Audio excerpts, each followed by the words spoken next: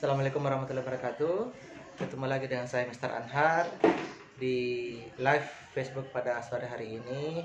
Sebagaimana yang sudah saya sampaikan uh, tadi malam dan tadi pagi ya, bahwa insya Allah di sore hari ini saya akan live untuk membawakan sebuah materi yang saya rasa cukup menarik ya.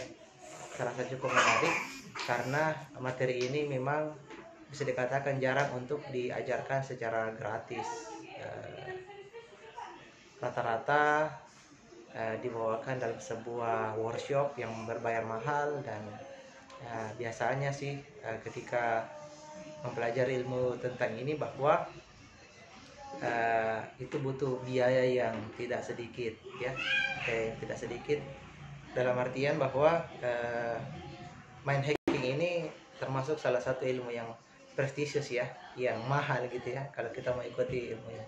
Cuma saya anggap bahwa tidak ada salahnya di bulan penuh berkah ini kita sharing-sharing dulu tentang materi mind hacking. Tujuannya untuk apa ya? Jadi sebentar saya jelaskan tujuannya dulu. Jadi saya mau menyapa dulu teman-teman yang sementara hadir di live Facebook hari ini. Ada Pak Syudin dari Mamuju. Makasih Pak sudah hadir di live ini. Ada Ibu Ratnasari, teman saya dulu ini di Kangen Water. Ada Ibu Filda ya dari Bone. Ada Ibu Anti dari Sidrap. Wah, luar biasa nih ya. Meskipun baru dimulai beberapa menit ya, tapi sudah ini pesertanya dari berbagai daerah. Waalaikumsalam Ibu Filda, lama tidak ketemu ya. Lama saya tidak jalan-jalan ke Bone ini. Semoga ada kesempatan di bulan Ramadan ini, karena jujur saya kangen sekali sama teman-teman di Bone, terutama sama Ibu Erti, terus Andi Umul, kemudian Ibu Widya, banyak lah ya teman-teman di sana ya, Ibu Hera, Vera dan sebagainya. Lama juga saya tidak pernah ketemu sama Ibu Andi Ulfa di Pinrang, teman-teman dari Nuskin dulu, alhamdulillah. Jadi sebelum saya mulai, saya mau tanya dulu, apakah suara saya bisa kedengaran dengan jelas? Bapak Ibu sekalian, bisakah mendengar suara saya dengan jelas? Silakan ketik di kolom komentar ketika bisa mendengarkan suara saya dengan jelas. Karena sharing-sharing ini kita berlangsung santai aja ya. Kita berlangsung santai aja, mungkin ada sedikit materi dari saya, dan setelah itu boleh teman-teman bertanya, dan insya Allah saya akan menjawab berdasarkan kapasitas keilmuan yang saya miliki. Selama beberapa waktu ini saya belajar di dunia pengembangan diri. Terima kasih banyak atas komennya ya. Ada Mas Ilham Alwan kalau tidak salah dari Maluku ya, kalau tidak salah ya. Wah, penontonnya ini dari seluruh Indonesia, ada perwakilannya ya. Masya Allah ya. Jadi semoga di bulan Ramadan ini kita tidak terputus semangatnya untuk berbagi, karena menurut saya berbagi itu penting ya, apalagi berbagi ilmu. Karena kenapa? Bisa dikatakan ilmu itu kan termasuk dalam sedekah jariah ya, sedekah jariah yang akan berlipat pahalanya terus menerus meskipun orangnya nanti sudah wafat. Kalau ilmunya itu bermanfaat, alhamdulillah, maka amal ibadahnya, pahalanya akan terus mengalir kepada yang memberikan ilmu. Jadi apalagi ini bulan Ramadan ya, bulan penuh berkah, di mana pahala itu bukan cuma dikali 10 kali lipat ya, tetapi bisa dikali 100 kali lipat, bahkan 700 kali lipat, bahkan bisa saja unlimited, artinya tidak ada batasan sama sekali. Jadi itulah pentingnya kita sharing-sharing ya di bulan Ramadan ini. Nah, adapun topik yang saya pilih pada sharing-sharing kali ini yaitu tentang mind hacking ya. Alasannya dulu ya, kenapa saya memilih topik ini? Karena yang pertama, sekali lagi, topik ini jarang dibahas secara umum ya, jarang dibahas secara umum, dan biasanya cuma di sebuah workshop yang berbayar mahal. Terus yang kedua, saya melihat bahwa teman-teman mungkin yang ada di bidang bisnis dan sebagainya, atau mungkin dalam kehidupan rumah tangga, banyak di antara teman-teman yang sekali lagi ya, dalam tanda petik pernah dikhianati, mungkin pernah diselingkuhi dan sebagainya. mendapatkan perlakuan yang tidak nyaman. Nah itu karena mungkin tidak punya kemampuan mind hacking. Nah kita masuk ke definisi dulu ya teman-teman. Jadi wah ini sudah ramai sekali, saya lihat ini jempolnya, love-nya ya, Masya Allah sekali ya. Ada Ibu Badaria, ada Ibu Ati Kasmiati, makasih banyak Bu sudah hadir pada live di sore hari ini. Semoga ilmunya berkah. Oke, tadi kita masuk ke definisi dulu. Apa sih mind hacking itu? Jadi mind hacking kalau kita terjemahkan secara istilah ya, ada terdiri dari dua kata, yaitu mind atau pikiran, kemudian hacking. Hacking ya retas ya, kegiatan meretas pikiran. Nah, apa sih pengertian dari mind hacking secara terminologi? Jadi mind hacking itu salah satu ilmu cabang hipnosis dan NLP yang membahas tentang bagaimana sih caranya meretas pikiran orang lain. Jadi meretas di sini yang dimaksud adalah bagaimana caranya memasuki pikiran orang lain, ya, membaca pikirannya. Harapannya nanti bisa dipengaruhi, ya. Di sini serunya karena memasuki pikiran orang lain, membaca apa yang sementara dipikirkan, kemudian bagaimana caranya dipengaruhi, itu sangat-sangat penting, bukan cuma dalam bisnis saja. Jadi anggaplah misalnya ya, contoh misalnya ada teman-teman, di antara teman-teman ini mungkin sebagai seorang pimpinan. Apa sih manfaat mind hacking itu bagi seorang pimpinan? Ya manfaatnya adalah seorang pemimpin akan bisa tahu ya, akan bisa tahu bagaimana karakter-karakter bawahannya gitu ya, bawahannya seperti apa. Nah kalau tahu karakter-karakter bawahannya seperti apa, maka insya Allah tentang job desk-nya mereka, kemudian bagaimana memaksimalkan potensinya, itu akan sangat-sangat luar biasa untuk teman-teman yang sebagai leader ya, sebagai pemimpin. Nah apalagi itu yang pertama. Yang kedua misalnya kalau teman-teman itu adalah seorang sales atau marketing, wah ini lebih diperlukan lagi ya, karena ilmu mind hacking ini sejatinya bisa dikatakan bahwa kita akan mudah memasuki dunianya customer ya.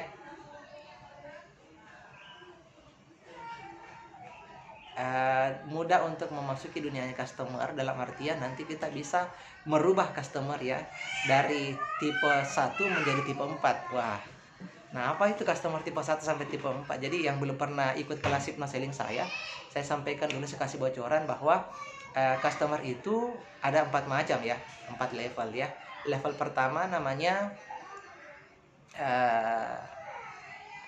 level pertama itu namanya prospek ya. Prospek itu artinya orang-orang yang insya Allah akan menjadi target kita dalam memasarkan produk kita atau menawarkan jasa kita. Itu prospek nomor 1. Terus yang kedua yaitu levelnya menjadi common customer ya. Common customer yaitu customer tipe 2 yang tipenya adalah sekedar beli sekali, coba sekali, dan setelah itu tidak pernah lagi balik-balik ya. Tidak pernah lagi balik-balik. Jadi mereka cuma sekedar coba-coba ya, sekedar coba-coba. Adapun produk kita bagus apa tidak ya mereka don't really care ya, tidak terlalu peduli dengan itu. Intinya mereka itu beli sekali, coba sekali, setelah itu tidak pernah lagi muncul. Ini common customer, itu customer tipe 2. Nah, apa customer tipe 3 atau level 3? Customer level 3 itu yaitu loyal customer. Ya, loyal customer ini artinya customer setia, pelanggan setia gitu ya. Jadi misalnya kayak gini ya teman-teman ya.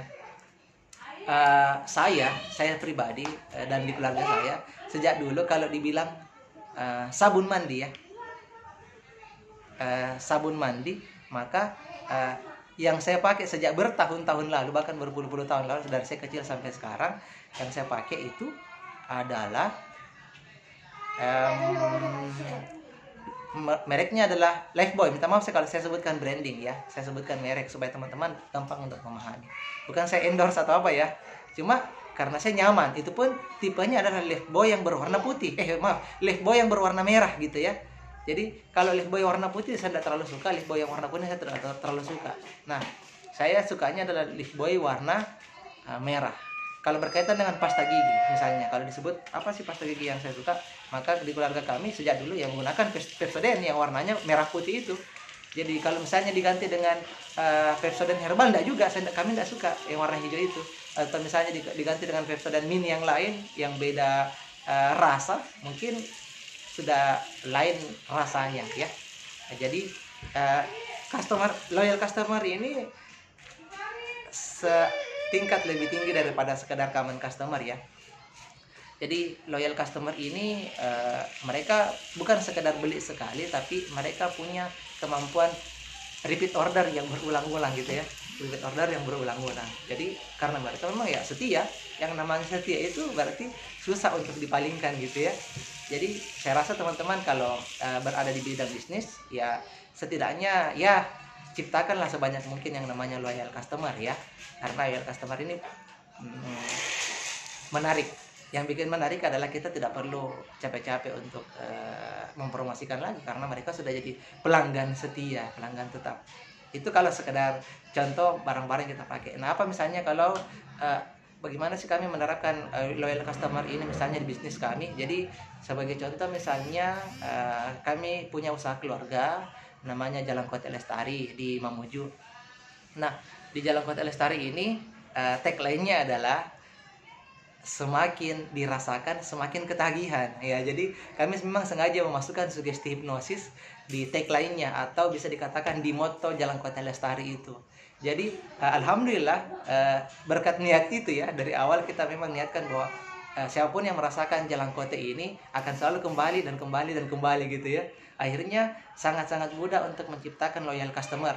Kami baru buka sekitar 1 minggu sudah ada loyal customer beberapa yang betul-betul mereka merasakan wah ternyata Jalan Kote Lestari itu meskipun baru buka tapi ternyata enak sekali ya. Bahkan ada yang saking loyalnya ada customer kami itu yang dia pekerja di di sebuah puskesmas ya, puskesmas di Mamuju, laki-laki ya. Jadi ketika dia datang ke Cafe Lestari, Cafe Jalan Kote Lestari, dan dia tidak dapatkan Jalan Kote, dia terkadang duduk dan kayak mau menangis gitu ya. Padahal ini cuma sekedar Jalan Kote gitu. Tapi ya begitulah, dia mungkin merasa sangat-sangat nyaman. Bahkan dalam 1 minggu itu dia merasa rugi kalau dia tidak beli Jalan Kote di hari Senin dan hari Kamis. Usul punya usul, dia senang sekali menikmati Jalan Kote Lestari itu pada saat dia buka puasa sunnah gitu ya. Jadi katanya ada yang berbeda ketika dia buka puasa dan tidak menikmati nikmatnya Jalan Kote Lestari. Jadi tipe seperti ini disebut dengan loyal customer ya. Jadi saya harap ketika teman-teman itu berbisnis, ini cuma sekedar contoh-contoh saja ya. Ketika teman-teman itu berbisnis, maka sebisa mungkin minimal teman-teman itu menciptakan customer tipe 3 atau customer level 3, yaitu loyal customer ya. Nah, apa yang lebih keren daripada itu semua? Jadi yang lebih keren daripada prospek, yang lebih keren daripada common customer, yang lebih keren daripada loyal customer, ada customer tipe 4, level 4 ya, atau customer tipe 4. Apa sih customer tipe 4? Yaitu advocate ya, advocate. Jadi advocate itu seperti apa sih sebenarnya? Jadi kalau suatu hari teman-teman punya customer, pelanggan setia yang bukan hanya setia membeli produk kita, bukan hanya setia menggunakan jasa kita, dan bukan hanya kemampuan repeat ordernya tinggi sekali tanpa kita promosi, tapi mereka juga ikut-ikutan memasarkan ya, merekomendasikan produk kita atau jasa kita. Bahkan ketika ada orang yang mencoba menghina kita, ada orang yang mencoba menjatuhkan kita, ada orang yang mencoba menjelek-jelekkan kita, customer tipe advocate ini justru yang akan membela kita tanpa kita perintah gitu, tanpa kita suruh-suruh gitu. Jadi otomatis ini lebih seru lagi ya, lebih seru lagi. Jadi mazhabnya lebih naik lagi ya. Jadi customer level 4 ini ya pasti menjadi harapan kita semua, karena selain kita mendapatkan marketer gratis untuk produk dan jasa kita, kita pun akan bisa membuat mereka membela kita ketika ada orang yang menjatuh-jatuhkan kita ya, produk kita misalnya atau jasa kita. Jadi contoh misalnya saya kan punya sebuah produk workshop namanya Spekta Hipnosis, di mana di workshop Spekta Hipnosis itu kita belajar gimana sih caranya bisa menghipnosis orang lain gitu, dan menghipnosis diri sendiri, setidaknya bisa menghipnosis keluarga dulu dalam hal pemberdayaan diri ya. Jadi workshop Spekta Hipnosis ini alhamdulillah sudah lebih dari 48 angkatan ya. lebih dari 48 angkatan dengan alumni sudah ratusan, bahkan mungkin sudah ribuan ya. Kami sudah tidak hitung lagi berapa jumlahnya. Workshop spekta hipnosis ini jujur termasuk yang tidak murah ya. Tidak murah karena investasi normalnya saja untuk workshop spekta hipnosis itu 2.500.000 ya. Jadi bisa dikatakan tidak murah ya. Bahkan ada yang mengatakan wah ini setara dengan gaji saya 1 bulan sebagai guru honorer atau sebagai dosen. Nah, tapi bobot ilmu yang diajarkan di workshop spekta hipnosis itu alhamdulillah sampai detik ini bisa dikatakan teruji dan betul-betul bisa bermanfaat. Sebagai contoh, ada klien kami yang 24 tahun merokok, tiba-tiba setelah kami hipno 7 menit, dia berhenti merokok selama-lamanya. Satu. Yang kedua, misalnya ada klien kami yang 5 tahun jadi homoseksual, kami terapi 18 menit, dan alhamdulillah sekarang dia sudah normal, dan sudah punya keluarga, dan bahkan rencana punya anak sendiri sekarang, alhamdulillah. 2. Terus kasus yang lain, misalnya ada dulu korban pemerkosaan, minta maaf, saya sebutkan ini sekedar contoh saja, korban pemerkosaan, anaknya sempat depresi dan stres, ibunya jauh lebih stres lagi karena begitu sedih melihat masa depan anaknya yang sudah hancur berantakan. Tapi alhamdulillah setelah kami terapi mungkin sekitar 20 menit ya, alhamdulillah anaknya sekarang sudah punya semangat untuk melanjutkan kehidupannya, dan ibunya saat itu sempat nangis karena terharu karena alhamdulillah dia melihat bahwa ada perubahan pada diri anaknya yang tadinya tidak mau ngobrol, tidak punya masa depan, tatapannya kosong. Tiba-tiba setelah 20 menit di terapi anaknya nangis dan bahagia, bisa tersenyum kembali. Jadi hal itulah yang tidak bisa kami sekali lagi tidak bisa dinilai dengan apapun materinya ya. Dan itu kita pelajari di workshop spekta hipnosis diantaranya. Ada lagi misalnya ada lagi misalnya seorang ibu yang menderita fobia dengan ulat bulu misalnya, atau kaki seribu, fobia dengan macam-macam lah ya, lubang-lubang ya. Tapi alhamdulillah setelah kami terapi, ada yang cuma 5 menit, ada yang cuma 7 menit, ada bahkan cuma 3 menit ya, alhamdulillah. Mungkin di sini sebentar nonton sekarang ya, ada orangnya, cuma saya tidak usah sebutkan siapa namanya ya. Jadi alhamdulillah di terapi sekitar 3 menit fobianya sembuh. Penderitaannya yang selama berbelas-belasan tahun itu sembuh dengan diterapi cuma sekitar 3 menit dari ilmu yang kita pelajari di spekta hipnosis. Jadi alhamdulillah disitulah salah satu manfaatnya belajar hipno yang banyak orang belum tahu. Kalau selama ini kan orang cuma tahu ilmu hitam, baca-baca mantra-mantra, tapi pada kenyataannya dia 100% ilmiah, 100% alamiah, dan 100% Islamiah. Saya bisa jelaskan kaidah agamanya, landasan hukumnya, landasan secara kesehatannya, kita bisa jelaskan semua kok. Tidak ada yang kita tutup-tutupi. Jadi insya Allah clear bahwa ilmu ini insya Allah bermanfaat. Nah, ada lagi misalnya yang gagap bertahun-tahun, atau misalnya tidak pede ngomong depan orang banyak lah kasus-kasus seperti itu. Ada kasusnya misalnya anxiety ya, kecemasan berlebihan ya. Dulu saya punya klien ya, inisialnya Mbak S ya, dari Makassar. Dia tidak bisa naik motor, kemudian dia kalau ngajar pingsan, karena kebetulan dia dosen, tapi kalau dia ngajar depan kelas terkadang kalau terlalu stres dia pingsan. Kemudian dia tidak bisa berada di tengah-tengah keramaian, oleh sebab itu dia terpaksa untuk cuti akademik dari kampusnya, atau tidak tahu lah cuti akademik atau mungkin cuti memang betul-betul izin untuk penyembuhan selama berbulan-bulan, karena memang setelah dia mengalami kecemasan berlebihan sudah tidak bisa lagi dia ngajar gitu ya. Kasihan, dia tidak bisa bawa mobil meskipun punya mobil ya, kasihan ya. Jadi ada orang yang punya mobil tidak bisa bawa mobil, sedangkan ada juga orang yang mungkin punya keinginan punya mobil tapi kebetulan belum punya. Uniknya Mbak S ini, dia punya mobil tapi tidak bisa bawa mobil gitu ya, kasihan sekali seperti itu. Jadi bahkan ketika Sitinya datang, dia bisa kejang-kejang ya, keluar keringat dingin misalnya, atau tiba-tiba emosinya tidak terkontrol, mood swing namanya ya, mood swing. Tiba-tiba moodnya itu tidak jelas, terkadang sedih sekali, terkadang marah sekali gitu. Anaknya itu jadi sasaran, terkadang dipukul, dihantam dan sebagainya, padahal ini anak tidak salah gitu. Cuma mungkin karena dalam keadaan cemas gitu, dia menjadi stres juga, akhirnya anaknya jadi sasaran. Alhamdulillah ya, atas izin dari Allah Subhanahu wa taala, kami terapi mungkin tidak cukup setengah jam ya, proses terapinya itu nggak cukup setengah jam. Pulang dari situ, uniknya mobil yang tadinya dibawa oleh keluarganya, ya, jadi dia waktu datang ke tempat saya melakukan proses terapi gitu, dia diantar mobil sama keluarganya gitu, ya. Sebenarnya ini mobilnya Mbak S ini, cuma karena dia tidak mampu untuk setir mobil, akhirnya dia dibawa sama keluarganya untuk diterapi, dan ada ibunya hadir pada saat itu. Alhamdulillah ketika selesai prosesi hipnoterapi, cuma sekitar mungkin sekitar 30 menit, mobil yang tadi itu dia sendiri yang bawa pulang ke rumahnya. Dia yang sendiri yang nyetir gitu. Masya Allah sekali. Jadi langsung dilihat hasilnya di depan mata gitu ya.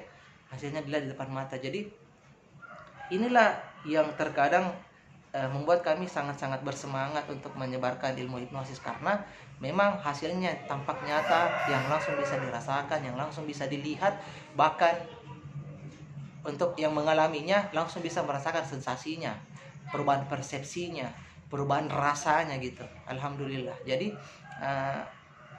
inilah yang kita ajarkan di aspek hipnosis. Nah, tadi saya bilang meskipun dia tergolong tidak murah ya, tidak murah, tapi bermanfaat. Ilmu yang didapatkan insya Allah jauh lebih bermanfaat ketimbang investasi yang kita berikan di workshop ini. Nah, ketika misalnya saya memposting sesuatu di Facebook, terkadang ada orang yang tidak kenal ya, karena mereka tidak kenal saya, atau mungkin mereka terlalu taklid buta dengan mazhabnya mereka, akhirnya menyerang saya di Facebook, pokoknya sembarang lah. Saya diberikan hadis-hadis yang menunjukkan bahwa hipnosis itu haram, hipnosis itu kerja sama jin. Bahwa dia bahkan sangat-sangat yakin bahwa ini kerjasama pasti dengan jin gitu ya. Dia bahkan sudah sangat yakin bahwa hipnosis itu adalah ilmu hitam.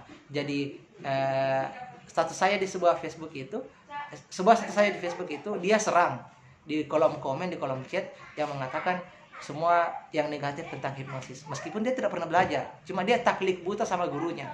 Dia mendengarkan gurunya seperti ini, maka dia pun menyampaikan itu kepada saya. Bahkan orang ini tidak kenal saya, tapi dia menyerang kami gitu. Nah, alhamdulillah ada salah satu alumni yang karena memang sudah mengenal kami dan sudah merasakan manfaat dari ilmu ini, ilmu aspek hipnosis, justru alumni kami nih yang setengah mati berkoar-koar untuk membela kami gitu. Jadi tanpa kami suruh sama sekali. Jadi ketika kita sendiri melakukan sesuatu dan ternyata customer kita membela kita ketika ada yang menjelek-jelekan, atau bahkan mungkin dia melakukan marketing gratis, dia bahkan mau mempromosikan kegiatan kita, kegiatan Spekta Hipnosis ini kemana-mana.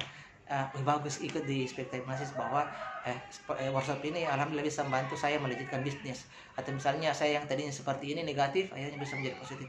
Nah, inilah yang disebut dengan customer tipe advocate, tipe 4 atau customer level 4. Nah, ini pasti jauh lebih keren lagi, dan ini yang kita harapkan. Setelah kita mempelajari ilmu mind hacking, bagaimana customer tadi yang tipe 1 atau 2 saja kita bisa rubah menjadi tipe 3 dan tipe 4. Kenapa? Karena di mind hacking itu kan tadi sudah diajarkan bahwa kita akan bisa mempelajari bagaimana cara baca pikirannya, bagaimana cara memberdayakannya, serta mengoptimalkan potensinya gitu.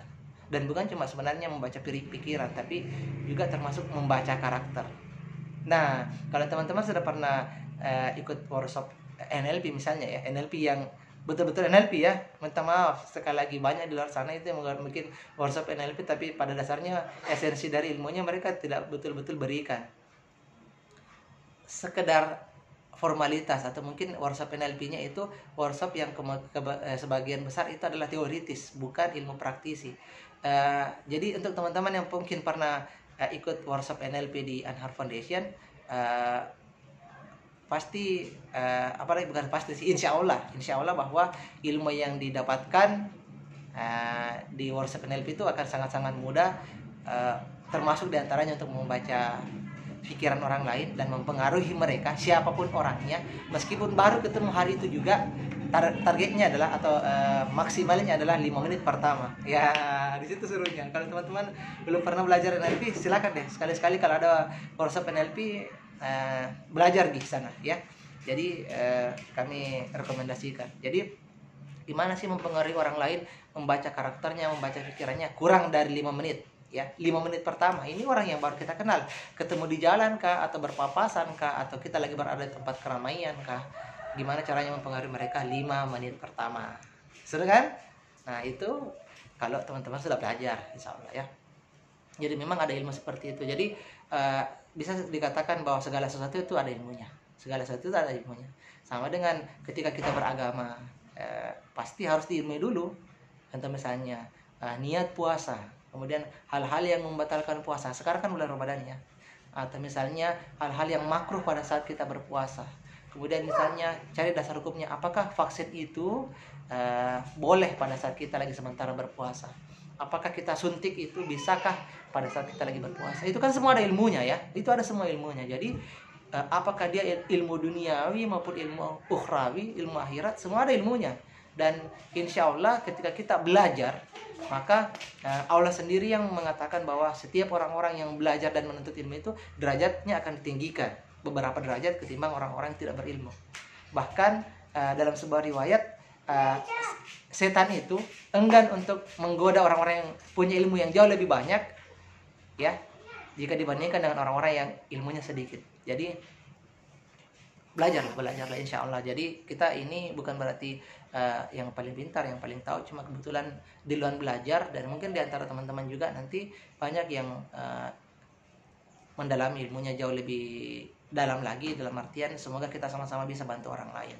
Kenapa kami belajar hipnosis, hipnoterapi? Di antaranya karena saya pribadi betul-betul bisa merasakan manfaatnya. Pernah mengalami 12 trauma dan fobia, dan alhamdulillah itu bisa dikatakan hampir sudah 100% itu hilang.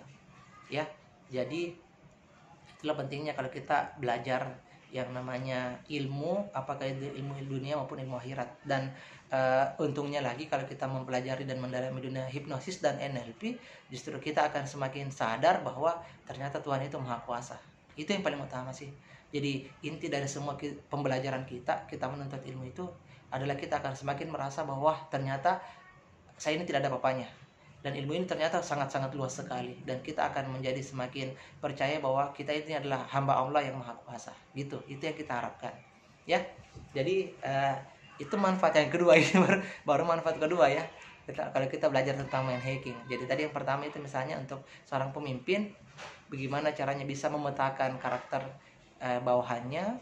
Kemudian yang kedua misalnya sebagai seorang sales atau marketer, bagaimana caranya bisa menciptakan customer level 4. Nah itu purpose ya, tujuan yang kedua. Yang ketiga, apalagi mind hacking itu digunakan untuk apa sih? Misalnya bisa kita gunakan dari seorang orang tua kepada anaknya ya. Jadi orang tua yang belajar mind hacking ini tujuannya adalah mereka bisa mengetahui bagaimana caranya memetakan minat dan bakat anak. Artinya kalau sudah tahu peta minat dan bakatnya, berarti tahu bagaimana cara memberdayakan potensinya. Mohon maaf sekali lagi, betapa banyak orang tua yang karena tidak tahu ilmunya, akhirnya salah didik, salah asuh, salah sugesti. Nah, masalahnya adalah ketika salah didik, salah asuh, salah sugesti, nauzubillah min dzalik, itu terjadi pada keluarga kami. Masalahnya adalah itu akan seperti efek bola salju yang akan semakin membesar di masa yang akan datang. Bahkan bisa saya katakan dari 85% kasus yang datang ke tempat kami ya, atau mungkin yang kami terapi, 85% itu berasal dari broken home, atau mungkin pola didik yang salah, pola asuh yang salah, pola sugesti yang salah yang diberikan oleh orang tuanya sejak dia masih kecil ya, sejak dia masih kecil. Misalnya saja seperti ini, ada teman saya, dia itu takut sekali dengan cabai ya, semua jenis sambal, lombok dan sebagainya, pokoknya dia takut sekali. Bahkan suatu hari secara tidak disengaja ya, secara disengaja waktu kita rencana makan pangsit bareng-bareng, tapi karena pangsitnya itu dibungkus ya, ada teman yang kita suruh untuk beli pangsitnya. Ketika datang pangsitnya dan dia siap untuk menikmati, pas dibuka plastiknya dan dia lihat warnanya merah ya, karena kan terkadang itu lombok sambalnya itu warnanya merah sekali, bahkan dia langsung pingsan di tempat ya, dia langsung pingsan di tempat dan butuh waktu beberapa menit untuk sadarkan diri. Ternyata teman saya ini fobia dengan lombok.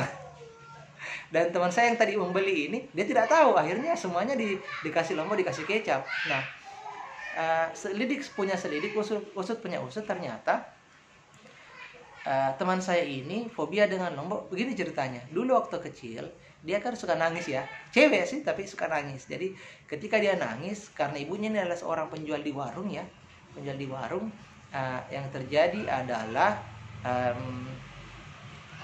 waktu dia nangis karena ibunya sudah jengkel sekali mungkin ya, akhirnya dia lepas kendali, sementara lagi ulek sambal gitu ya, cabai rawit, tiba-tiba langsung sambal itu diambil dan digosokkan ke mulut anak ini supaya berhenti menangis katanya ya, berhenti teriak-teriak, berhenti tantrum dari tadi.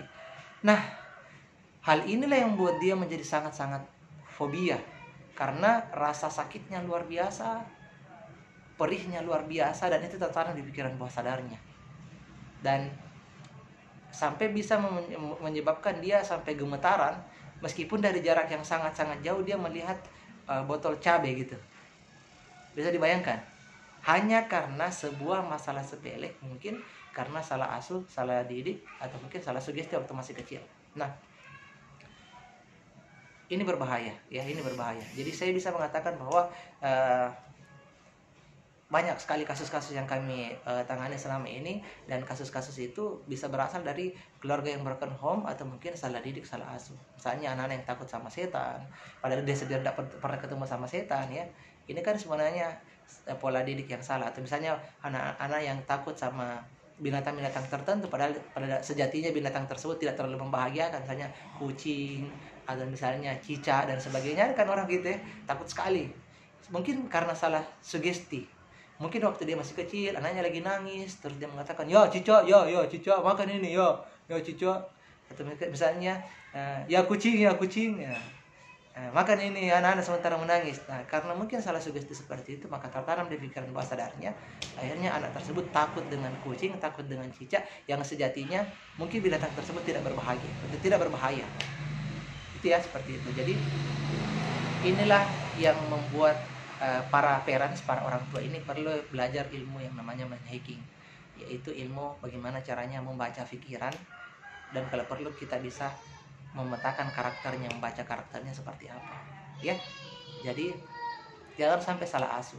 Jadi dalam training hypnoparenting atau training spiritual parenting, ini sering sekali kita bahas bagaimana pola asuh yang salah akan menciptakan monster di masa depan. Monster misalnya kayak gini ya, mungkin teman-teman pernah dengar kasusnya, ada seorang wanita, saya usah sebutkan siapa namanya ya, mungkin cari saja nanti di internet lah ya. Ada seorang wanita yang masih sangat muda, perawakannya biasa-biasa saja, manis orangnya, kemudian dalam pergaulannya dia biasa-biasa saja, tidak kasar gitu, bahkan dia lemah lembut gitu. Nah, suatu hari dia didapati menikam ibunya sendiri, menikam ibu kandungnya sendiri 151 kali gitu ya, 151 kali ditikam mukanya sampai ibunya itu kehabisan darah, bersimbah darah, mati ya kan. Nah, ini menggemparkan dunia karena terutama di Indonesia ya, karena itu kan kasusnya terjadi di Indonesia. Ini kan menggemparkan dunia. Kok bisa sih seorang anak yang mungkin pada kesehariannya biasa-biasa saja ya, tiba-tiba punya perlakuan bejat seperti itu, yang bahkan menjadi korban adalah ibu kandungnya sendiri gitu. Nah, di mana letak kesalahannya? Ternyata dari fakta-fakta yang didapatkan dari penelusuran kejiwaannya yang terjadi adalah ternyata anak ini berasal dari keluarga broken home, artinya mungkin bapak dan ibunya itu berpisah gitu ya, bercerai. Nah, setelah kedua orang tuanya bercerai, ibunya ini kawin lagi, artinya dia punya bapak tiri. Dan ternyata bapak tirinya ini kasar. Dan ketika bapak tirinya kasar ini, dia selalu mengasari ibunya. Nah, ibu ini karena tidak mungkin melawan, akhirnya dia menerima saja, dipukul, dihantam, pokoknya lah, dijambak dan sebagainya, lebam-lebam mukanya, memar-memar, dia terima saja. Nah, ini anak protes sebenarnya. Ada semacam protes dari hati nuraninya. Dia mengatakan, kok ibu tidak melawan? Ya, kok ibu mau menerima begitu saja sih perlakuan laki-laki bejat seperti itu? Laki-laki seperti itu tidak layak dikatakan suami. Cuma karena anak ini kan masih kecil, tidak punya kemampuan untuk komunikasi mungkin, atau mungkin dia cuma pendam saja. Nah, ketika jadi dewasa, akhirnya semua rasa sakit hati itu, semua rasa ingin balas dendam itu, semua rasa ingin marah itu, semua rasa jengkel itu berubah menjadi seperti psikopat ya. Akhirnya waktu dia menikam ibunya, dia tidak melihat itu sebagai ibunya. Dia melihatnya atau berhalusinasi itu sebagai orang lain gitu. Ini sangat-sangat disayangkan sekali. Pola asuh yang salah, pola sugesti yang salah, bahkan mungkin keadaan yang broken home. Sekali lagi, mohon maaf sekali lagi bahwa hal ini bisa saja sangat-sangat berdampak untuk anak. Nah, oleh sebab itu kalau misalnya ada di antara teman-teman ya yang bermasalah dengan suami kah atau bermasalah dengan istri kah, maka sebisa mungkin akur-akur dulu lah ya. Minimal kita berpikir bahwa yang paling utama kita selamatkan itu anak, karena yang paling menderita sebenarnya dari sebuah perceraian itu bukan cuma istrinya atau suaminya, tapi yang paling menderita itu adalah anak-anaknya. Karena bisa saja mereka akan merasa kehilangan kasih sayang, mereka akan menjadi jauh dari salah satu sudut, misalnya jauh dari ibunya atau jauh dari bapaknya. Dan ini minta maaf bisa berdampak negatif untuk masa depan anak tersebut. Berpikirlah berkali-kali kalau mau berpisah gitu. Kalau memang ada caranya untuk tetap bersatu, ada caranya untuk dirundingkan bersama, silahkan, insya Allah. Jadi di hipnosis itu ada materi yang namanya hypnodivorce. Tujuannya adalah bagaimana kita memfasilitasi orang-orang yang tadinya mau berencana bercerai supaya bisa rujuk kembali. Kita kembali petakan pola-polanya, di mana letak kebaikan suaminya dan di mana letak kebaikan istrinya, dan kemungkinan untuk bisa kembali bersatu gitu, insya Allah ya. Itu ada materinya di hypnodivorce yang juga diajarkan di workshop spekta hipnosis. Oke? Nah, itu yang ketiga ya, ini baru yang ketiga. Jadi yang pertama tadi itu adalah untuk pemimpin, yang kedua itu adalah untuk sales atau marketing, yang ketiga itu untuk orang tua. Nah, mind hacking ini digunakan untuk apa lagi sih? Jadi diantaranya digunakan untuk seorang decision maker ya. Decision maker ini supaya dia tahu bagaimana caranya mengambil keputusan ya. Ketika dia bisa baca pikirannya kliennya, atau dia bisa baca pikiran orang yang ada di hadapannya, dia tahu oh memang mungkin orangnya seperti ini ya.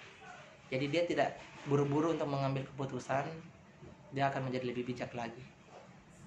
Itu yang keempat. Yang kelima untuk apa? Untuk guru ya, atau pendidik atau dosen atau apapun namanya. Jadi mind hacking ini sangat-sangat diperlukan oleh seorang guru untuk bisa sekali lagi memetakan potensi anak-anak ya. Bahkan kalau perlu tahu karakternya. Kenapa sih ini anak berkarakter seperti ini? Anggaplah misalnya, kok ada penyimpangan sih pada anak ini? Orang tuanya kan biasa-biasa saja, baik-baik saja mungkin. Kalau rumah tangganya juga akur-akur saja, kok ini anak mengalami penyimpangan ya. Itu bisa saja kita akan tahu dengan segera. Nah, untuknya kalau kita bisa tahu itu dengan segera, maka ketika kita menganalisa itu, tahu akar permasalahannya, maka kita tahu bagaimana solusinya. Ya, bagaimana solusinya. Jadi itulah manfaatnya kalau kita belajar ilmunya. Yang ke 5 itu tadi ya, jadi pimpinan, kemudian yang kedua itu untuk sales, yang ketiga untuk orang tua, yang keempat untuk decision maker, yang kelima itu untuk guru, pendidik. Nah, yang keenam untuk siapa sih kita belajar mind hacking? Jadi misalnya mind hacking itu digunakan untuk seorang HR ya. Jadi kalau misalnya di sebuah perusahaan itu ada namanya bagian HR ya, human resource ya, atau mungkin ya pokoknya yang berkaitan dengan penerimaan SDM atau rekrutmen sebuah perusahaan. Nah, kalau HR ini belajar tentang mind hacking, setidaknya tahu bagaimana caranya menempatkan karyawan, kemudian apa job desk-nya yang tepat ya, apa job desk-nya yang tepat. Sebelum saya lanjut itu, saya mau jawab dulu ini ya, dari Ibu Ati Kasmiati. Nasi sudah jadi bubur, Mister, menyesal pun tidak ada guna lagi. Jadi gini, Bu, ketika terjadi pola asuh yang keliru mungkin di masa lalu, maka insya Allah masih bisa diperbaiki setelah teman-teman belajar hipnosis ya. Bukan berarti saya menjamin, tetapi ini berdasarkan pengalaman yang kami lakukan selama ini.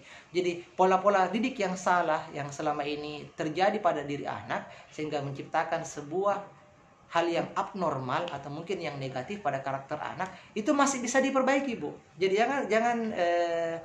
jangan putus asa dulu. Insya Allah masih bisa, karena memang ada ilmunya, dan ilmunya ini sangat-sangat erat dengan kejiwaan ya, sangat-sangat erat dengan kejiwaan, bahkan bisa efek kepada fisik. Jadi tidak ada kata nasi sudah jadi bubur. Bubur pun kalau dibikin bubur Manado tetap laku untuk dijual. Bahkan bubur Manado jauh lebih mahal daripada harga nasi putih ya. Jadi insya Allah masih ada kesempatan. Nah teman-teman yang belum tahu caranya, nanti bisa sharing-sharing dengan saya ya. Nanti bisa konsultasi di nomor WA saya di 085 215 544 115. Gunakan nomor WA itu untuk bisa konsultasi lewat WA. Bisa chat-chat saya misalnya dulu ya. Jangan langsung ditelepon, karena misalnya saya lagi tangani klien. Nah, saya tidak enak kalau angkat telepon pada saat lagi melakukan proses hipnoterapi kepada klien ya. Silakan Bu, boleh konsultasi kok. Konsultasinya gratis insya Allah. Kita perbaiki sedikit demi sedikit. Jadi saya pun pribadi tidak terlalu sempurna dalam hal mendidik anak, tapi setidaknya setelah tahu pola-polanya yang bagus, pola-polanya orang-orang sukses dulu dalam mendidik anak, setidaknya pola-pola itu kita terapkan pada anak kita. Dalam artian alhamdulillah ya, misalnya supaya misalnya dia menjadi anak yang rajin sholat, kemudian misalnya dia anak yang rajin ngaji, atau misalnya dia anak yang bercita-cita menjadi hafiz Quran. Itu programnya sudah ada otomatis dalam pikirannya. Jadi masih bisa diperbaiki kok, insyaallah. Masih bisa diperbaiki. Saya lanjut tadi ya, materi tentang apa sih perlunya mind hacking, apa sih perlunya kita membaca pikiran orang lain, membaca karakter orang lain ya. TBK, training baca karakter ya. Apa sih perlunya kita melakukan itu? Jadi tadi seorang HR ya, atau bagian rekrutmen sebuah perusahaan, itu dia bisa menggunakan ilmu itu untuk menempatkan karyawan tanpa capek-capek lagi ya, tanpa capek-capek lagi menilai, oh ini orang ini cocok tidak ya berada di divisi ini atau tidak, orang ini cocok tidak di bagian operasional, orang ini cocok tidak di bagian marketing, orang ini cocok tidak dia di bagian sales, cocok tidak dia di bagian production, cocok tidak dia di bagian apa. Jadi ini penting sekali, ini sangat penting sekali ketika teman-teman yang ada di HR itu tahu ilmunya. Oke? Sudah berapa? Sudah 6 ya? Sudah 6 mungkin ya. Ya, saya minta maaf karena saya tidak catat. Saya cuma andalkan ingatan saja. Jadi kalau ada yang salah tolong diingatkan saya. Mungkin sudah 6 ya. Oke, yang ke-7. Ilmu mind hacking ini digunakan untuk apa? Lagi sih. Jadi misalnya ilmu mind hacking ini bisa digunakan oleh seorang pebisnis dalam menentukan mitra kerja ya, mencari mitra kerja, karena ya tidak bisa dipungkiri yang namanya bisnis itu perlu mitra kerja yang amanah gitu ya, konsisten, komitmen, yang kredibilitasnya tinggi dan loyal. Nah, permasalahan selama ini adalah betapa banyak teman-teman mungkin yang punya bisnis dan ditipu ya, dibawa lari uangnya, diutangi tanpa dibayar-bayar. Wah, banyak sekali alasannya ketika mau ditagih utang, dia banyak sekali alasannya. Nah, apa manfaatnya kalau kita belajar mind hacking? Setidaknya kita bisa selektif dalam menerima rekan bisnis, mitra bisnis, rekan kerja ya. Setidaknya kita bisa melakukan itu. Jadi sangat-sangat bermanfaat sekali bagi Anda seorang pebisnis bagaimana menentukan rekan. Jadi ketika misalnya kita lihat, oh memang pada dasarnya ini psikologinya tidak bagus, pada dasarnya psikologinya ini waduh bermasalah, memang pada dasarnya ini memang tidak bisa dipercaya, ya sudah, tidak usah terlalu serius kerja sama dengan mereka ya. Oke? Jadi itu pentingnya kita belajar. Itu yang ke-7. Saya jawab dulu salamnya Cindy Melian Karindah. Ini salah satu mahasiswa saya yang dulu sama-sama berjuang promosi kampus ya. Alhamdulillah sampai ke pelosok-pelosok daerah ya, kita seru sekali perjalanannya, dan alhamdulillah sampai sekarang meskipun sudah lama tidak ketemu masih ingat dengan saya, alhamdulillah. Jadi itu yang ke-7, bagaimana ketika kita pebisnis menggunakan ilmu mind hacking ini untuk bisa mengetahui ya bagaimana karakter dan pikiran, jalan pikirannya partner bisnis kita ini seperti apa sih, belok-belok kah banyak atau lurus-lurus saja gitu ya. Jadi bukan berarti kita mau mendahului takdir, tetapi ada namanya langkah preventif ya. Kita bisa menggunakan langkah preventif supaya menghindari yang namanya penipuan, diselingkuhi, dikhianati dan sebagainya. Oke? Itu yang ke-7. Yang ke-8, ilmu mind hacking digunakan untuk apa? Oleh para istri dan para suami. Ya, jadi kan saya sempat bikin status sebelumnya di Facebook ya. Adakah di antara teman-teman yang pernah mengalami perselingkuhan atau pernah dikhianati atau pernah disalahi oleh rekan bisnisnya atau keluarganya mungkin, ya, atau mungkin sama suami atau istri sendiri. Dan ternyata memang ada beberapa di antara komen-komen itu mengatakan, iya Mister, tidak bisa dipungkiri bahwa suami saya saja terkadang selingkuh atau mungkin main belakang, atau mungkin istri saya tidak bisa dipercaya dan sebagainya. Ini karena mungkin tidak punya pengetahuan sebelumnya tentang mind hacking, ya, baca pikir, baca karakter dan sebagainya. Jadi itu penting, sangat penting sekali. Kenapa terjadi perselingkuhan? Karena mungkin adanya perasaan tidak saling percaya, atau mungkin memang ada kesempatan untuk dia melakukan hal itu. Nah, apalagi mungkin dipicu oleh pola-pola komunikasi yang tidak tepat. Nah, ini juga jadi banyak permasalahan. Jadi beberapa klien-klien yang kami terapi itu sebenarnya kalau saya lihat, anggap misalnya seorang istri melaporkan suaminya, suami saya itu seperti ini, Mister, begini. Ketika saya ketemu sama suaminya tidak ada masalah. Jadi mungkin ada kesalahan dalam hal komunikasi gitu ya. Ada kesalahan dalam hal komunikasi yang membuat dia akhirnya cekcok, akhirnya pisah gitu ya. Jadi ini sangat-sangat diperlukan sekali oleh pasangan suami istri, apakah yang sudah punya anak atau yang belum punya anak, supaya nanti harapannya pola-pola komunikasi yang terbangun di keluarga itu menjadi lebih efektif. Setidaknya bisa menghindari yang namanya keributan, meminimalisir yang namanya percekcokan, perdebatan dalam keluarga. Harapannya adalah saya doakan teman-teman semua punya keluarga yang sakinah, mawaddah, warahmah, insya Allah. Itu yang kita harapkan dari ilmu mind hacking ini, ya. Jadi penting sekali, sangat penting sekali kalau teman-teman mempelajarinya. Karena gini ya, sebagai contoh saya kasih sebuah fakta dulu ya, Jadi beberapa waktu yang lalu ya, saya ikut sebuah workshopnya juga keren sekali ya. Nah, di sebuah workshop di situ ada sebuah materi yang menurut saya bikin wah, keren sekali ini materinya ya. Jadi judulnya materi itu adalah The Math of Love, matematika cinta. Jadi ceritanya gini ya, ada seorang profesor yang bikin penelitian ya. 13 tahun dia meneliti keluarga-keluarga yang suka cekcok, suka ribut, suka debat, suka bahkan berujung-ujung perceraian gitu.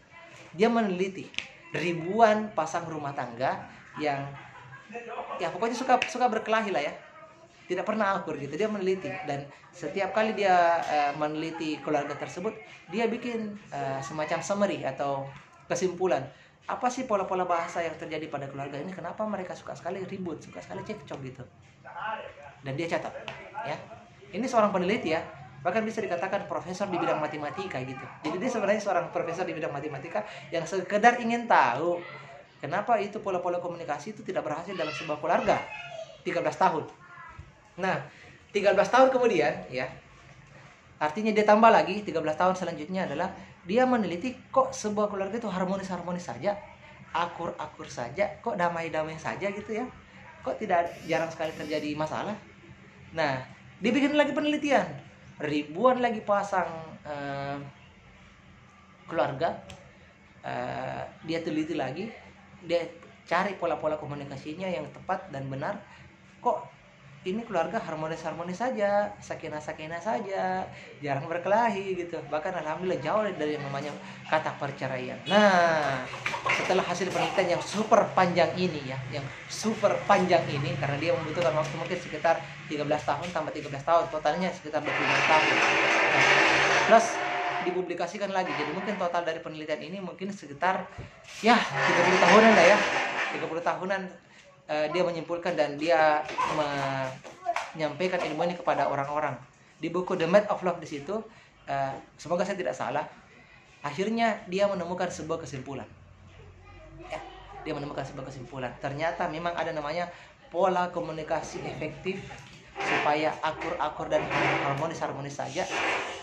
Dan ada namanya pola komunikasi yang membuat orang jadi bisa berdebat, adu argumen, bahkan bercerai.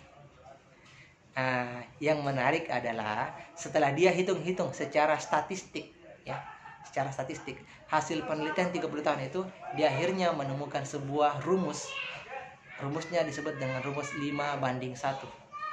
The law of 5 divided by 1. Jadi hukum 5:1. Ternyata ketika kita berkomunikasi kepada pasangan kita, istri kita, suami kita, maka untuk menutupi satu pola-pola komunikasi yang negatif, mungkin ada kata-kata yang salah, ada kalimat yang hilaf, ada kalimat yang mengejek, menghina dan sebagainya, itu harus dibalas dengan minimal 5 komunikasi yang positif. Harus disanjung-sanjung, harus dipuji-puji, harus dikasihkan reward. Pokoknya semua kata-kata yang positif dan menyemangati. 1:5 baru bisa setara. Artinya, ya ini setara. Ini artinya ketika seorang suami misalnya, atau keceplosan, ya, mengatakan hal yang tidak pantas kepada istrinya. Meskipun dalam keadaan bercanda, tapi itu tertanam di pikiran bawah sadar istrinya. Dia butuhkan 5 pola-pola komunikasi positif, ya, mungkin dalam bentuk pujian dan sebagainya, untuk bisa membuat, ya, untuk bisa menghapus, ya, atau bisa setidaknya membuat tadi ini yang satu kalimat yang negatif ini bisa teredam, bisa dikatakan setara, bisa dikatakan dinolkan dulu, bisa dikatakan dihapus untuk sementara. Artinya butuh 6 atau lebih untuk bisa membuat komunikasi itu menjadi jauh lebih positif. Jadi dari hasil penelitiannya ternyata nanti 6 komunikasi positif lebih dibandingkan 1 komunikasi negatif baru bisa menciptakan sebuah keluarga yang harmonis. Masalah sekali ya. Masalah sekali ilmunya kan. Jadi betapa banyak kita misalnya berkata-kata tidak pantas mungkin kepada istri, atau misalnya mungkin kita menghardik anak, kita memarahi anak, membentak anak. Nah, anggaplah ketika kita membentak anak 1 kali, maka kita membutuhkan 5 sampai lebih, ya, kata-kata positif untuk bisa membangkitkan kembali semangatnya dan menghapus luka batinnya. Ini dipelajari di hipnosis hipnoterapi. Jadi ya memang tidak mudah, memang butuh latihan. Dan oleh sebab itu sekali lagi untuk menghindari itu semua, ya, untuk menghindari itu semua atau meminimalisir itu semua, maka setidaknya kita perlu belajar namanya mind hacking. Mind hacking, ilmu membaca pikiran dan membaca karakter orang lain. Oke? Jadi mungkin itu dulu, karena ini kan sekedar review, ya, ini sekedar pengantar dari saya tentang ilmu mind hacking ini. Dalam artian setidaknya teman-teman tahu, oh ternyata ada ilmu seperti ini, ya, dan ternyata sangat-sangat bermanfaat sekali. Nah, insya Allah besok, bukan besok sih, mohon maaf ya, saya salah ingat tanggal. Hari Minggu, ya, hari Minggu, mungkin tepatnya tanggal 17 April kalau tidak salah, ya. Insya Allah hari Minggu tanggal 17 April kami dari Anak Foundation akan membuat trainingnya. Jadi di online training ini kita akan lakukan lewat Zoom, dan insya Allah ketika ada teman-teman yang tidak sempat hadir, tetap bisa nanti melihat pada link YouTube yang kami telah berikan. Tetapi link ini bukan publik, ya, artinya tidak bisa dinonton secara umum, khusus untuk peserta yang telah mendaftar. Jadi training baca karakter ini, TBK ini, nanti kita akan belajar, ya, sesinya itu terdiri dari beberapa bagian. Yang pertama, sesi training selama 1 hari, ya, kita akan laksanakan mulai dari siang sampai sore menjelang buka puasa. Kemudian sesi yang kedua adalah sesi coaching dan konsultasi mentoring selama 1 bulan. Jadi silakan teman-teman konsultasi banyak-banyaknya selama 1 bulan, bebas bertanya, bebas konsultasi, bebas studi kasus selama 1 bulan di grup WA khusus, di grup WA eksklusif. Jadi, Mister, kalau ada seperti ini bagaimana kira-kira karakternya anak saya? Mister, kalau ada seperti ini bagaimana kira-kira karakternya suami saya? Bagaimana kira-kira karakternya leader saya, ya? Bagaimana kira-kira karakternya istri saya? Bagaimana kira-kira karakternya bawahan saya? Nah, ini insya Allah kita bisa konsultasikan nanti di grup. Jadi bukan cuma 1 hari training tok, tapi dia juga akan ada sesi coaching selama 1 bulan full. Jadi silakan manfaatkan sesi coachingnya untuk bertanya dan mendalami lebih jauh tentang ilmu karakter ini.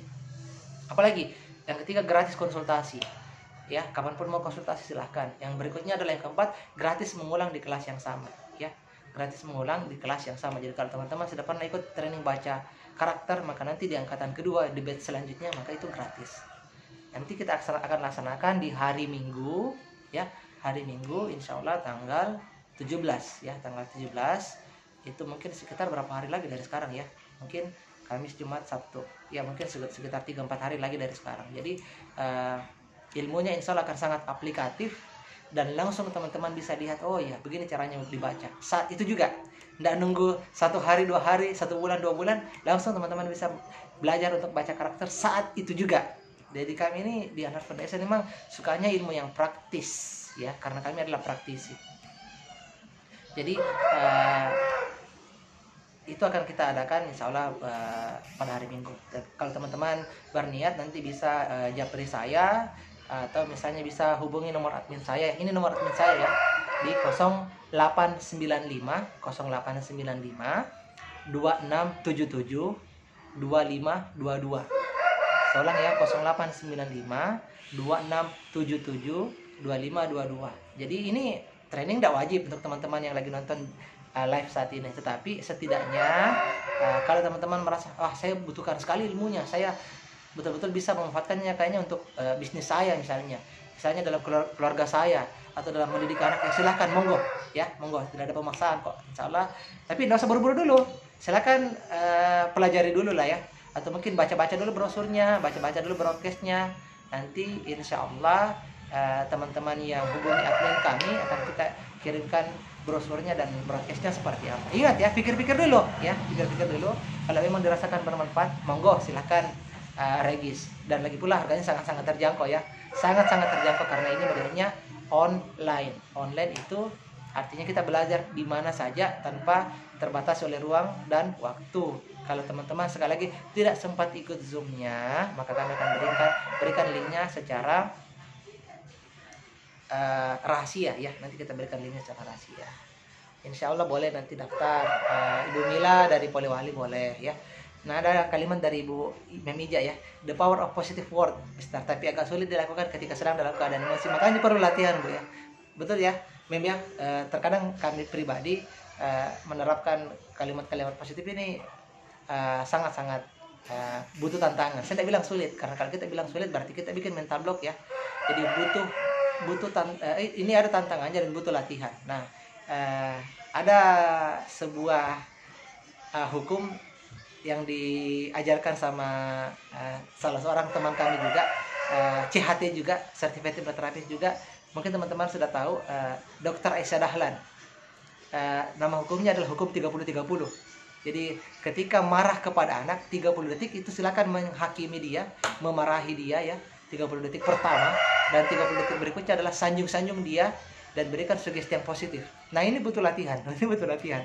Jadi kami pribadi ketika misalnya marah gitu sama anak, misalnya ngambek kepada istri, setidaknya sebisa mungkin ya 30 detik pertama kita gunakan untuk ngomel. Ya, wajar itu kita ngomel, kita harus luapkan perasaan kita. Kalau dia dipendam-pendam juga jadi berbahaya juga. Tapi 30 detik berikutnya kita sanjung-sanjung dia. Misalnya kayak gini, Bapak tidak suka kita main-main kotor seperti itu. Nah, itu kan bikin kotorin lantai, mana bau lagi di rumah, main-main di pasir. Kan sudah dikasih tahu berkali-kali, jangan main-main di pasir, nanti kotor, nanti bau rumah, nanti berantakan, ini acak-acakan. Bapak maunya nak, nah itu kan sudah marah ya. Wow. Itu kan sudah marah 30 detik. Kita lanjut, Bapak maunya nak kita jadi orang-orang yang rapi. Ya. Kasih rapi tuh barang-barangnya, kasih rapi tuh mainannya. Jangan main di tempat yang kotor, karena orang-orang bersih itu bagus. Ya. Kebersihan itu bagian dari iman. Jadi mulai sekarang jadi yang rapi, nah, jadi yang bersih. Supaya kita sehat ya. Ya itu contohnya. Jadi teman-teman, ini butuh latihan. Ini butuh latihan. Tidak sekedar teori ya. Ini tidak sekedar teori. Ini butuh latihan. Jadi ya, yang namanya kita sebagai orang tua tantangannya berat, karena itu hadiahnya surga. Andainya tantangannya ringan, maka hadiahnya mungkin sebuah piring kaca ya. Atau mungkin hadiahnya cuma sekadar jam dinding atau payung. Tapi karena hadiahnya surga, makanya tantangannya berat ya. Nah, ada Mas Jufri Adi Arsyad, Dr. Aisyah Dahlan, Master of Parenting ya. Kebetulan Dr. Aisyah Dahlan juga teman kami alhamdulillah di dunia hipnosis, tapi beliau lebih dikenal karena yang pertama gelar dokternya, yang berikutnya adalah kemampuan public speakingnya yang mudah sekali menghibur audiens gitu ya. Dia kalau sambil bawa materi itu sambil bercanda luar biasa.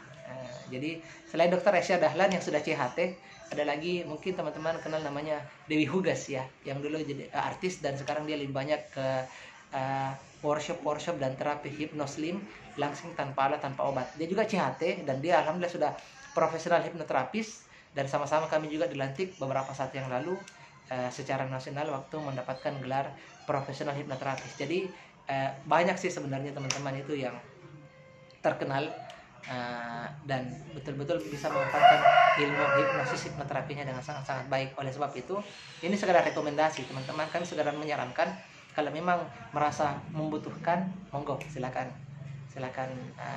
ikutlah ya. Bukan harus di Anhar Foundation, boleh juga di tempat lain. Tapi kalau misalnya teman-teman mau di Anhar Foundation, dengan senang hati insya Allah kami akan siap untuk menerima, membimbing dan mengajar sampai betul-betul bisa, dan insya Allah sampai betul-betul mampu untuk menerapkan, bukan cuma untuk diri sendiri tapi juga untuk orang lain. Ini bukan janji tapi lebih mengarah kepada pengalaman kami selama ini. Alhamdulillah memang betul-betul bisa dirasakan dan diterapkan. Mungkin sampai di sini mungkin ada 5 menit terakhir ya. Silahkan saya izinkan teman-teman yang mau bertanya, saya izinkan untuk bertanya kalau memang masih ada ya, silahkan. Dari penjelasan saya tentang mind hacking itu, perlunya baca karakter itu, perlunya baca pikiran itu seperti apa, monggo silakan kalau ada yang mau bertanya. Atau mungkin karena semuanya sudah jelas ya, kalau semuanya sudah jelas ya mungkin seri-serinya saya cukupkan saja dulu, karena seri-seri ini kan berlangsung cuma 1 jam ya. Normalnya orang bisa duduk itu ya 2,5 jam lah ya, 2,5 jam. Jadi ketika 1 jam mungkin sudah mulai capek dan sebagainya. Jadi apalagi ini sudah buka puasa, ibu-ibu sudah siap-siap untuk bikin takjil, mau masak dan sebagainya. Tapi semoga sharing-sharing singkat ini selama 1 jam ini bisa bermanfaat untuk teman-teman semuanya.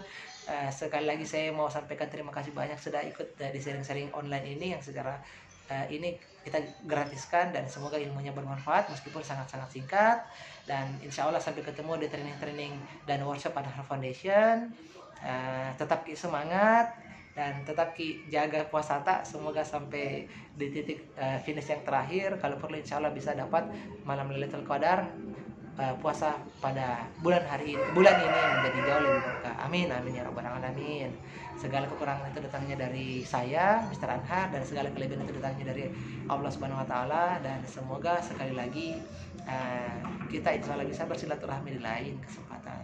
Sekian, saya tutup dengan istighfar 3 kali. Astagfirullahaladzim, astagfirullahaladzim, astagfirullahaladzim.